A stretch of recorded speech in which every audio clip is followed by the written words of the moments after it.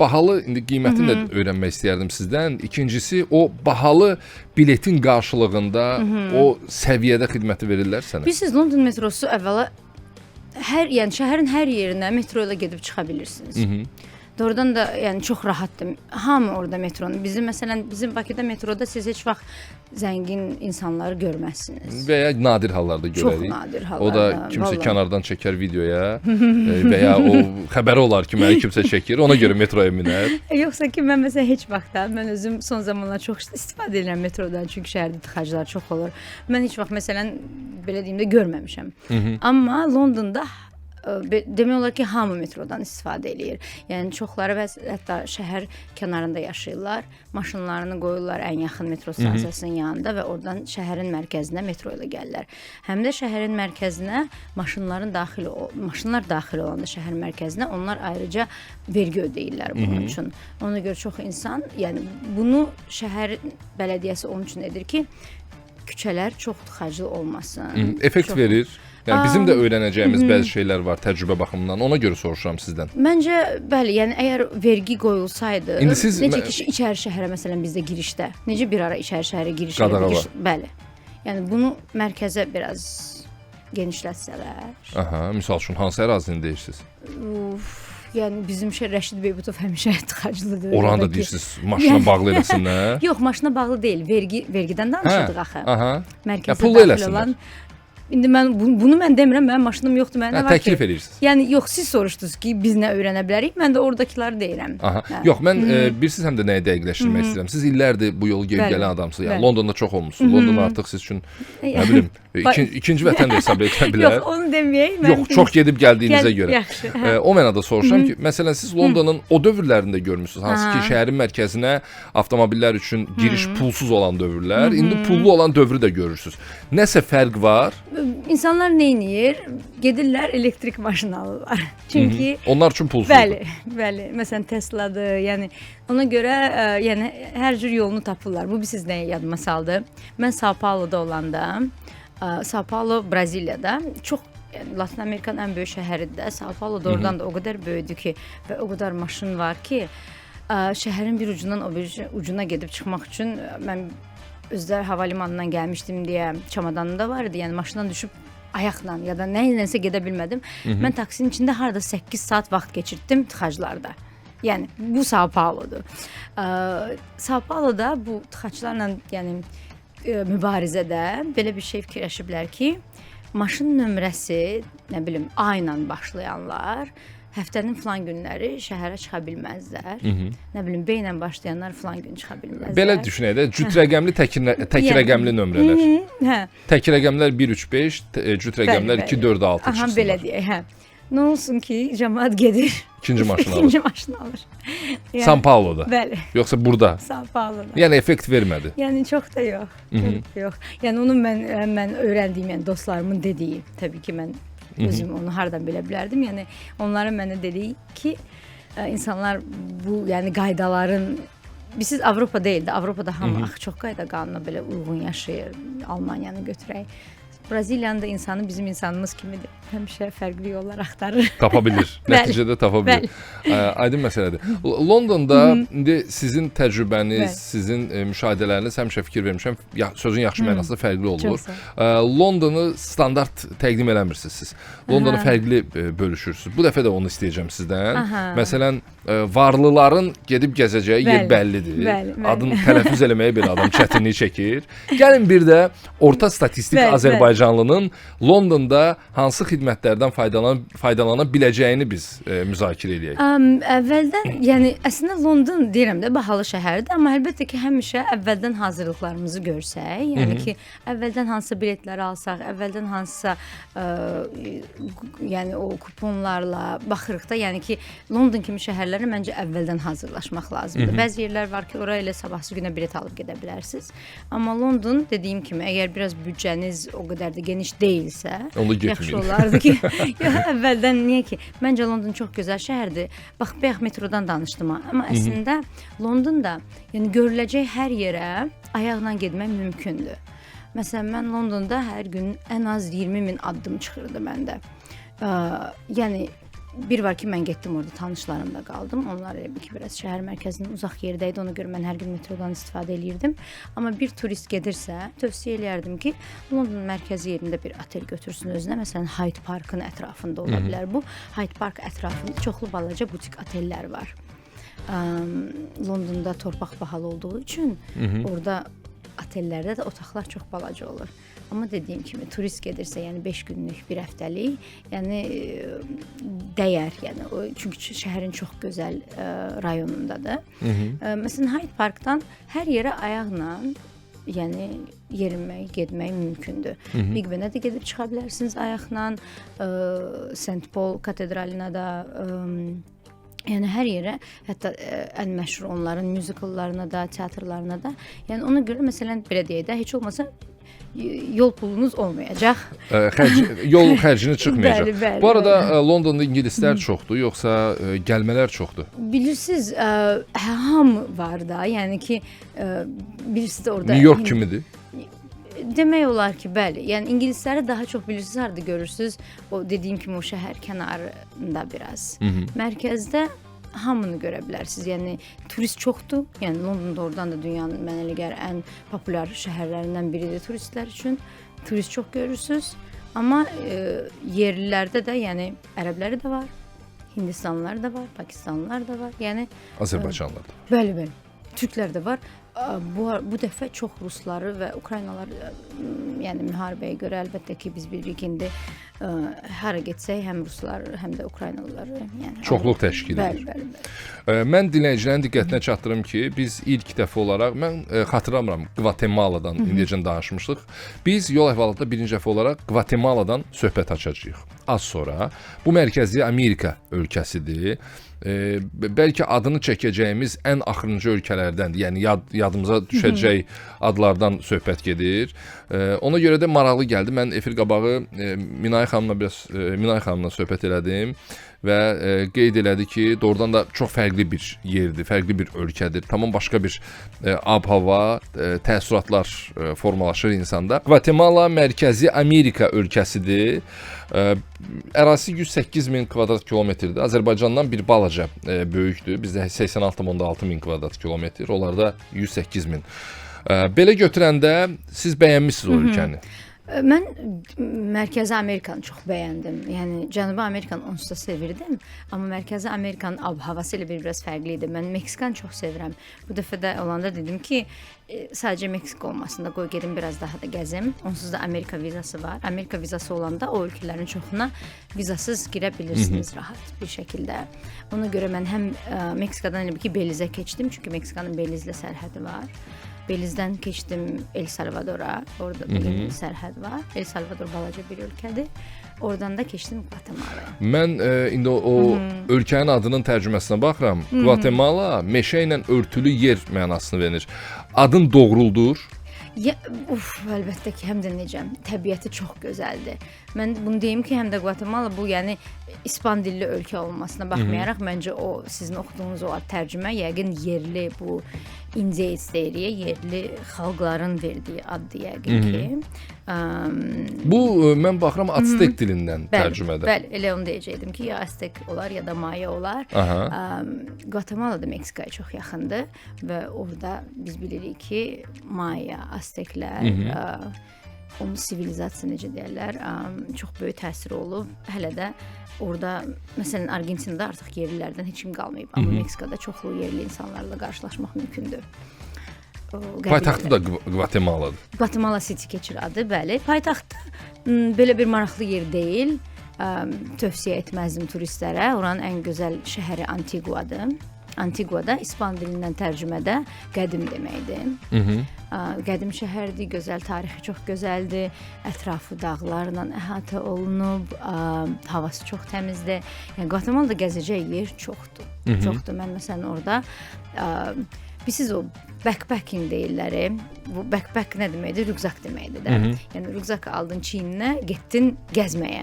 Yəni Qvatemala da o ölkələrdən biridir. Yəni mən məsələn o səhvim ondaydı ki, çamadanla getmişdim. Onların küçələrində siz o çamadanı yəni təkərləri yəni mümkündür. Ona görə hər yerdə o backpackerları görürsüz də, o hamı öz rübzakını vurub belinə gəzir.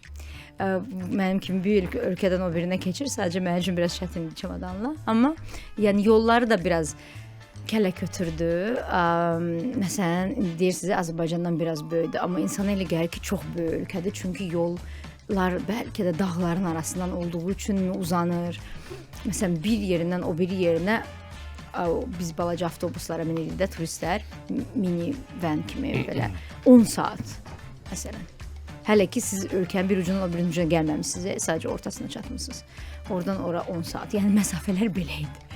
Və yollar da asan değildi, amma çox gözəl idi. Orada Tikal Milli Parkı var deyirsən. Bəli, Tikala getdim mən. O baxıram UNESCO-nun dünya irsi siyahısına daxil olub və ən mühüm Maya arxeoloji sahələrindən biridir. Getdiniz oranı gəzdiniz? Bəli, mən elə əsas mənim fikrim oraydı. Əslində mən sadəcə Tikala gedəcəydim. Çünki biraz enerji, biraz mənim kimi əgər yoga, enerji işlərində məşğulsunuzsa, bizim öz bu belə deyək də aramızda danışdığımız bu yerin kundalini, yəni insanın bədəndə kundalini enerjisi var, çakralarda, bir də yer kürəsinin kundalini enerjisi var və inanılır ki, yer kürəsinin kundalini enerjisi ilana bənzər bir enerjidir. Belə, onun quyruğu gəlir Tikalda qurtarır. Ona görə mən həmişə maraqlıydı oranı görmək. Cəmaət buna inanır. Bəli. Və yəni necə ki insanın enerji mərkəzləri var, əlbəttə ki yer kürəsində enerji mərkəzləri var və o rusca belə bir söz var, место силы, yəni ki güc yeri. Güc mərkəzi. Bəli, güc mərkəzi. Məsələn, Meksikada belə yerlər, belə mərkəzlər çoxdur. Məsələn, o qədim piramidlərin olduğu yerlər və Guatemalada da Tikal. Orada da piramidalar var. Və doğrudan da möhtəşəm enerjisi olan bir yeridir. Mən əsas dediyim kimi ora getmişdim, çünki Belizə çox yaxındır. Belizdən ora biz maşınla keçdik. Biz deyəndə əslində mən tək idim, tək. Sadəcə orada yerli taksilərdən istifadə edirdim. İspan dilini bildiyim üçün asandır mən üçün orada danışıb, qiymət danışmaq, nəsə belə razılaşmaq. Və Belizdən Tikala əslində heç bir saat da yəqin ki yəni çünki çox yaxın idim sənədə. Beliz başqa bir şəhərdir. Beliz başqa bir ölkədir. Belizin də paytaxtı Beliz şəhəridir, amma Mərkəzi Amerika ölkəsidir. Bəli, Beliz, bəli. Onda çox kiçik ölkədir. Balacadır, çox balacadır, amma bilirsiniz hardan məşhurdur? Bu Madonna'nın La Isla Bonita mahnısı var. Baxın o La Isla San Pedro. Bax San Pedro Belizin məşhur şəhəridir. Hoppa. Mən də onun üçün getmişdim Belizə, San Pedro'nu görməyə. O mahnını xatırladan nələrsə var orada? Bizi çox gözəl yeridir. Yəni okeanın sahilində palma ağacları. San Pedro bu qəşəng balaca şəhər idi. Belizlilər də çox maraqlıdır ki, əgər bütün Mərkəzi Amerika və Latin Amerika İspan dilli, Braziliya xarici, Braziliya, Portuqal dilində danışır, çünki onlar Portuqaliyanın koloniyası olublar. Bütün başqa ölkələr hamısı İspaniyanın koloniyası olubsa, sadəcə Beliz, o balaca ölkə İngiltərənin koloniyası olub. Ona görə İngilis dili, yəni oranın dili. Dildən başqa nəsə qalıb? Pulları da pulun da adı yəni funtdur, amma İngiltərədəki funt kimi deyil, fərqlidir. Beliz funtu olar. Onlar yəni Beliz dolları deyirlər indi ona, amma üstündə yəni Elizaveta'nın şəkli var idi pulun üstündə. Bu arada mən sizdən bir şey soruşum. Bu Guatemala'dır, Belizdir. Bu ölkələr turistik ölkələrdir. Bəli, bilirsiniz, yəni Amerika üçün. Kanada üçün. Siz orada daha çox yerli sakinlər yoxsa turistlər gördünüz? Turistlər çox idi. Çünki dediyim kimi Kanadaya və Birləşmiş Ştatlara çox yaxın olduğu üçün oradan çoxlu turist gəlir. Belizin ən məşhur, Belizi əlbəttə ki San Pedro'dan da, yəni daha çox məşhur edən onun oradakı Blue Hole, mavi deşik deyirlər. O okeanın ortasındadır. Mavi deşik? Bəli, Blue Hole. Ora turistlər çox gəlir, çünki onu niyə elə adlandırırlar? Bilirsiniz necə ona, yəni yuxarıdan, məsələn indi internetdən yazsaz çıxacaq, çox gözəl yerdir. O yuxarıdan, yəni dronla baxış lazımdır ora. Dəliyə bənzəyir. Bəli. Ora məsələn bu diver, yəni scuba diving, bu su altına Scuba diving. Diving, Yəni necə tərcümə eləmək? dalanlar. Sualdır, bəli, bəli. Suya dalanlar. Suya dalanlar üçün bəli, bu dünya yəni ən məşhur yerlərdən biridir. O mən indi baxıram onun fotosuna, doğrudan belə qəribə görsənir.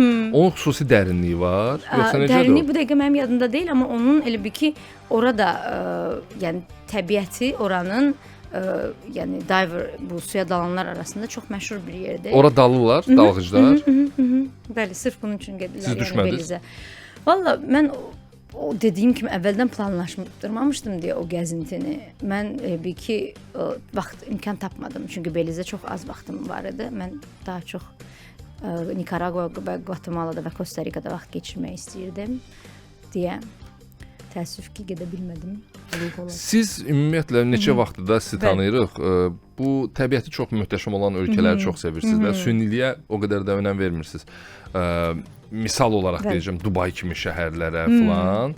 Şri-Lanka olsun, Bali olsun, Maldivlər olsun. Bu sizin üçün daha belə fərqli, sevgi dolu ərazilərdir. Yəni, amma mən sizin Qətərə getdiyinizin şahidi oldum. Mən çünki Qətərə bilirsiniz niyə Qətərə gedirəm? Çünki Qətər hava yolları ilə uçduğum zaman həmişə çalışıram ki, orada heç olmasa bir günüm olsun ki, dostlarla görüşüm. Azərbaycanlılar çoxdur orada. Həmçinin Dubay, məsələn, Dubayı sırf dostlarımın orada olduğu üçün sevirəm və ora gedirəm. Amma o başqa yerlərə səyahət üçün gedirəm. Çalışıram ki, həm də elə yerlər olsun ki, tarixi də bir, yəni sadəcə məsələn Maldivlər, mən Maldivlərə niyə getdim ki, suyun altına girmədən onu görüm. Çünki deyirlər ki, Maldiv adaları yaxın bir gələcəkdə suyun altında qalacaq da, artıq elə bir ölkə olmayacaq. Yəni Maldivlərə ona görə getdim.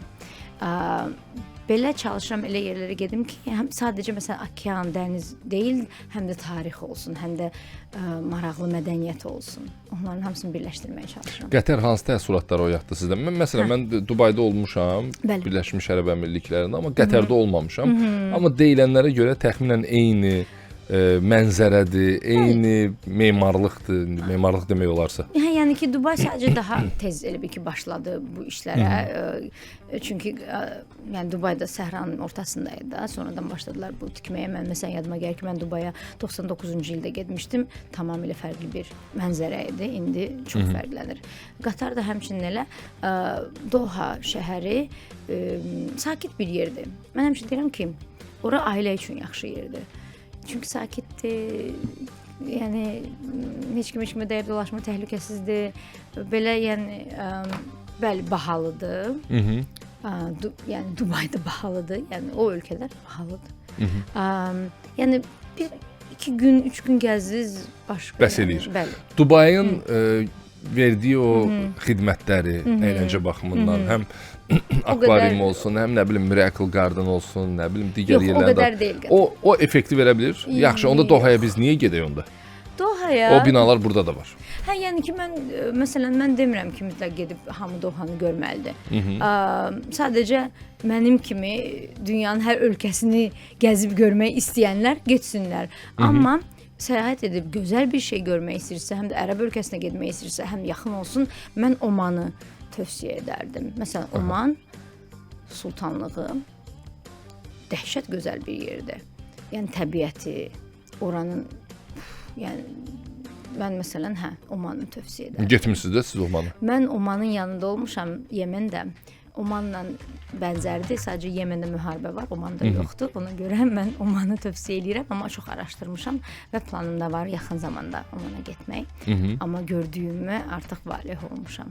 Yeməndə müharibə olan dövrdə olmusunuz? Yəni o vaxtı lap indiki kimi deyil. Söhbət var idi. İndi Husiləri bombalayırlar sözün açığı, amma o dövrdə o səviyyədə daha rahat idi. Yemen necə bir ölkədir? Dincəlmək üçün, istirahət üçün. Yəni ki, Yemen yeni bir yer görmək baxımından önəmlidir, yoxsa turistə verəcəyi xüsusi bir zövq var? Yox, əlbəttə ki, dağılmamışdan əvvəl orada qəşəng yəni tarixi yerlər var idi. Oradakı dağılmamışdan əvvəl, amma indi yəni bilmirəm onun nə qədəri qalıb, nə qədəri hələ də yəni yox, bu dəqiqə əlbəttə ki demərəm ki, gedin Yemenə gəzin. Məsələn, mən Myanmarda da olmuşam. Myanmar dünyanın məncə ən görüləsi yerlərindən biridir. Sadəcə bu dəqiqə Myanmara yaxın düşmək mümkün deyil. Myanmar, mən həm də 2 dəfə getdim Myanmara. Myanmar elə bir ölkədir ki, onsuz da dünyaya bağlı idi. Myanmar Taylandın qonşusudur. Həm də adı Burma deyə keçirdi bir ara. Məsələn, onlar da İngilis müstəmləkəsi olublar. Onlar bir 60 il dünyaya bağlı qaldılar. Çünki orada çevriliş oldu. Təbiət çox qəşəngdir. Təbiət çox Baxıram, gözəldir. əjdaha. Və siz ora hələ Baqanı yazın, Baqan şəhəri. Baqan şəhəri onunla fərqlənir ki, hər 10 addımdan bir məbədi var. Yəni məbədlər şəhəridir və o məbədlər elə gözəl tikilib ki, onlara baxış, yəni orada mütləq bu balon hava şarları. Bəli. Yüksəkdən o şəhəri görmək lazımdır. Məsələn, Myanmarda Inle Lake deyə bir yer var. Inle Lake də başqa bir şəhəridir Myanmarın. Əslində adı üstündə lake, yəni göl, Inle gölü. Bütün şəhər gölün üzərindədir. Bütün evlər, yəni küçələr yoxdur. İnsanlar ancaq qayıqlarla gəzir. Inle Lake yazsanız özünüzə görəcəksiniz. Elə ki, o toyuq ayaqları üzərində dayanmış evlərdir, hamısı suyun içindədir. Onlar hətta əkdikləri şeyi belə yosunların üzərində əkirlər. Məsələn, yosun üzərində pomidor əkirlər. Bax, belə bir maraqlı yerdir. 110 kənd var o gölün üzərində. Çox maraqlıdır oradan yerdir. O evlər xüsusi dayaqlar üzərində tikilib. Siz deyirsiniz toyuq ayaqlarına oxşuyur. İndi bu cür ifadə elədiniz. Bunun belə tikilmə səbəbləri suyun üzərində olduğuna görədir. Bəli. Niyə özlərini bu qədər çətinliyə salıblar? Yəqin ki, yaşamağa yer tapmayıblar. Gediblər orada yaşamağa, orada tikiblər evlərini. Açıqcası mənim yadıma gəldi ki, mənim orada bələdçim var idi, amma o sualı heç vermək ağlıma gəlmədi. Yəni mən çünki yəqin ki öyrəşmişəm. Olduğu kimi hər şey qəbul eləməyi. Ona görə heç ağlıma da gəlmədi ki, soruşum ki, niyə belə elə. Amma doğrudan da yəni düşünün ki, siz çıxıb küçədə gəzə küçəsi yoxdur. Yoxdur. Küçəsi su kanalıdır. Bəli. Ancaq qayıqla. Qayıqlar, bəli. Gecələmək falan necə oldu orada? Orada da yəni otel düzdür. Dediyim kimi bax Myanmar 60 il hardasa müstəmləkə oldu. Yox, müstəmləkədən sonra orada çevriliş oldu, xunta oldu və əskəri elə bir ki dövlət oldu və onlar yəni 60 il dünyaya bağlı bir şəkildə qalmışlar. Mən gedəndə, yəni 2000-lərin əvvəlində yavaş-yavaş dünyaya açılmağa başladılar. Hətta mən ilk getdiyimdə orada WhatsApp yox idi. WhatsApp işləmirdi ya da məsələn küçələrdə svetoforlar yox idi ya da səkilər yox idi məsələn. İkinci dəfə getdiyimdə biraz daha svetofor qoymuşdular, səki qoymuşdular. Yox, internet var idi. İnternet heç olmasa WhatsApp var idi ikinci dəfə gedəndə. Hətta mənim bir tanışım ora 2000-ci ildə gedəndə ölkəyə girişdə mobil telefonu əlindən aldılar və ölkədən çıxışda qaytardılar. Deyirəm də bağlı yer idi və əskəri dövlət. Özləri işlətmir telefon? Özləri bəlkə də işlədirdilər, amma o vaxtı deyirəm də 2000-lərdə belə bir şey yox idi. Yəni ki, orada düşünün, siz 2000-də burada Bakıdasınız və gedirsiniz elə bir yerə ki, internet limitlidir və ya yoxdur ya da ki, yəni telefonunuz əlinizdən alırlar. Məsələn, Myanmar möhtəşəm bir ölkədir. Siz belə qeyri-adi bir çox Azərbaycanlı turistin getmədiyi yerlərə gedirsiniz. Ona görə də pasportuma baxanda deyirlər ki, bu nədir? Mən nəyi soruşmaq istəyirəm? Heç narahatlıq, qorxu hissi keçirtmirsiniz.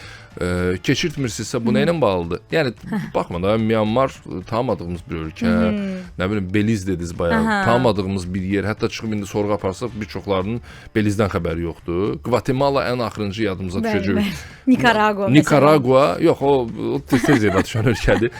Narahat olmursunuz belə ölkələrə gedəndə? Özdə fikir vermişəm deyirsiniz tək getməyi xoşlayırsınız. Bu sizin çox dil bilməyinizdən irəli gəlir, yoxsa nə ilə bağlıdır? Yoxsa cəsarətlisiniz? Yəqin ki, cəsarətliyəm. İçimdə mənim başqa qorxu hissi yoxdur. Məsələn, Belizə gəldim. Doğrudan da orada küçədə məsələn sataşırdılar çox. Mənə belə qəribə gəlirdi ki, mənə sataşırlar. Çünki o qədər öyrəşmişəm ki, hər yerə gedim və hər yerdə rahatam. Məsələn, Belizdə dəhşət çox sataşırdılar küçədə. Mən də ki, tək gəzməyi xoşlayıram deyəndə ki, bilirsiniz necə? Siz dediniz, mən elə ölkələrə gedirəm ki, mən kimi tapım mənlə o ölkəyə gəlsin. Yəni mən kimisə gözləyim ki, mənlə gəlsin Gvatemala ya da Belizə, ya da Myanmara. Mən dünyanın heç hansına da gedib çıxa bilmərəm ki. Çünki kimi? Bax, mən Gözləməyə xoşlamır. Yox, gözləmə yox, doğrudan da yəni ki kimdir Qvatemalaya gedən? Kim deyir mənlə durub buradan gedən Belizə ya da Qvatemala ya da Myanmara? Doğrudan da yəni belə baxanda çox insan bu qədər açıq deyil bu tip ölkələrə. Ona görə mən kimsə gözləməkdənsə qərarımı verirəm, gedirəm. Ona görə çox vaxt təkəm məsələn. Qorxuya yox. Yəni mənim içimdə əslində qorxu hissi yoxdur. Qorxu hissi vacib hissdir. O bizi qoruyur. Təəssüf ki, məndə o hiss çox yox, hardasa yox dərəcəsindədir. Yəni bu çox yaxşı bir şey deyil yəqin ki. Başınıza nəsə əhvalat gəlib bu məsələ ilə bağlı? Mənim Londonda başıma bir dəfə əhvalat gəlmişdi. Londonda mən axşam vaxtı mən o rəfiqəmin evində qalırdım. O da Greenwichdə yaşayır. Greenwich bu bilirsiniz də vaxt Greenwich'i. 4-cü zonasıdır Londonun, yəni biraz şəhər kənarıdır. Onun evinə yaxın bir yerdə böyük bir kinoteatr var idi. Lord of the Rings, Üzüklərin Əfəndisi təzə çıxmışdı o. Oradakı mütləq kinoteatrda baxılmalı bir filmdir. Nəysə dedim ki, mən gedim ona baxım kinoteatrda. Film qurtardı hardasa axşam 11-12-nin yarısı idi belə və mən bilirdim ki, hansı avtobus oradan mənim rəfiqəmin evinə gəlir. Və mən o avtobusa mindim. Necə oldusa, ya mesaj gəldi Bakıdan, ya bir şey, mən o dayanacağı qaçırdım. Yəni rəfiqəmin evinin yanındakı dayanacağı. Birdən ağlıma gəldi ki, nəsə bu yolları tanımıram, çox getmişəm deyəsən. İl 2003. Deməli, yaxınlaşdım şoferə. Deyirəm ki, bəs filan dayanacaq. Dedi, biz onu keçdik. Dedim, bəs mən nə edeyim? Dedi ki, ev yox, növbəti dayanacaqda mən səni düşürdəcəm. Sən yolun o bir tərəfinə keçərsən, filan nömrəli avtobusa minərsən, onunla gedəcəksən. Mən dedim, çox sağ ol. İndi bu məni düşürtdü. Avtobus getdikdən sonra birdən başa düşürəm ki, yaxşı, məsələn, indi axşam gecə 12-də çöllü, bərli, biyabanın ortasındayam. Yəni ki, ətrafda heç nə yoxdur. Çox uzaqda bir dənə işıq gəlir. Yoldakı çox balaca yoldur. Deməli, mən keçməliyəm yolun o bir tərəfinə, o dayanacağı. Görürəm ki, orada bir nəfər oturub. Deməli, əlləri qan içindədir. Əlləri sarılıb, amma belə qan axır hər yerindən. Sadəcə əlindən yox. Və elə bir ki, öz-özünə mırıldanır. Aşağı baxır. Yəni, özündə deyil də bu insan. Başa düşürsən ki, bu insan özündə deyil. Və baxır, yəni qanlı əllərindən nəsə mırıldayır. Başa düşdüm ki, rus dilində söyüş söyür. Mən əlbəttə ki, o an belə yerimdə dondum qaldım. Deyir, yer yarılsaydı yerə girərdim, onu istəyirdim o an. Fikirləşirdim ki, o indi başını qaldırsa məni görəsən nə edir? Çünki bilmirsən, çünki başa düşürsən ki, hər yeri qan içindədir, öz-özündə deyil və öz-özündə olmayan insan hər şeyə qadirdir. Nəysə, mən də dayanmışam, belə nəfəsimi tutub da, bilmirəm mən nə qədər orada dayandım. Deyirəm də, ətrafda heç nə yox, nə bir maşın keçir, nə bir insan, nə ins cins, heç nə. Və mən yadımda deyil, mən nə qədər o cür nəfəs almadan dayandım. Sadəcə gözümü zilləmişdim ona ki, başını qaldırıb məni görməsin, mənim orada olduğumu hiss etməsin. Bu vaxtı bir dənə də avtobus gəldi mən tərəfdən. Mən başa düşürəm ki, heç mənə lazım olmayan səmtə gedir. Amma mən onu, birisi də Londonda da elədi ki, əlinizi qaldırıb belə də işarə verməsəz avtobus saxlamayacaq, düz gedəcək. Mən əl salladım ki, o dursun. Avtobus dayandı. Mən içəri girdim, belə təngi nəfəs göstərdim həmən o adamı. Bəli, dedim ki, baxın, belə. O da yadıma gəlir ki, rahat səndən polisə xəbər verdi. Sonra dedi ki, yəqin ki, dedi, o uzaqda işıq var, o məyərsə xəstəxanaymış. Dedi, yəqin xəstəxanadan qaçıb. Nəysə, yadıma gəlir ki, o anlar mənə belə bir şey gəldi. Qorxu gəldi. Film kimi gəldi, bəli. İlk dəfə yəqin ki, qorxmuşdum belə. Sonra o avtobusdan məcbur da getdim də, yəni oradan uzaqlaşdım. Getdim, gəldim, çıxdım məsələn tanımadığım bir yerə. Mənim dayanacağımın adını dedim. Dedilər, yox, gecə ora avtobus getmir. 12-dən sonra artıq gecə avtobuslardır, gecə marşrutlarıdır. Sizin getdiyiniz yerə avtobus getmir. Nəysə, dedilər ki, amma ona yaxın bir başqa dayanacaq var. Filan avtobus sonra gedə bilərsiniz. Bu da 2003-dür. Yəni ki, WhatsApp yoxdur, telefonlarımızda bu düyməlidir. Düyməli telefonlardır. Gecə artıq saat neçədir? Nəysə, mən mindim həmən avtobusa, gəldim o yaxın dedikləri dayanacağa, düşmüşəm. Bir dənə o yadımdadır ki, rəfiqəmin evinin mətbəxindən Fisherman's Workers, yəni Dwarf görsənirdi. Fisherman's Wharf San Francisco'da da üzr istəyirəm. Hə, Wharf görsənirdi. Mən o mənzərəyə baxa, yəni gecə 3-də axır ki evə çatdım. Tapdım, girdim. Nəhayət. Nəhayət. Biz də burada proqramımızı bitirmək üzrəyik. Minay xanım, çox sağ olun. Sağ olun. Növbəti dəfə dəvətimizi qəbul etdiyinizə görə təşəkkür edirəm. Çox maraqlı insansız, maraqlı səyahətçisiz. Uğurlar arzulayırıq bundan sonraki mərhələdə. Sağ olun. Təşəkkürlər. Minay Məsimova studiyamızdaydı. Biz Qvatemaladan, Belizdən, Myanmadan danışdıq. Qatara çox toxunmadıq, amma digər ölkələr həqiqətən də çox maraqlı idi.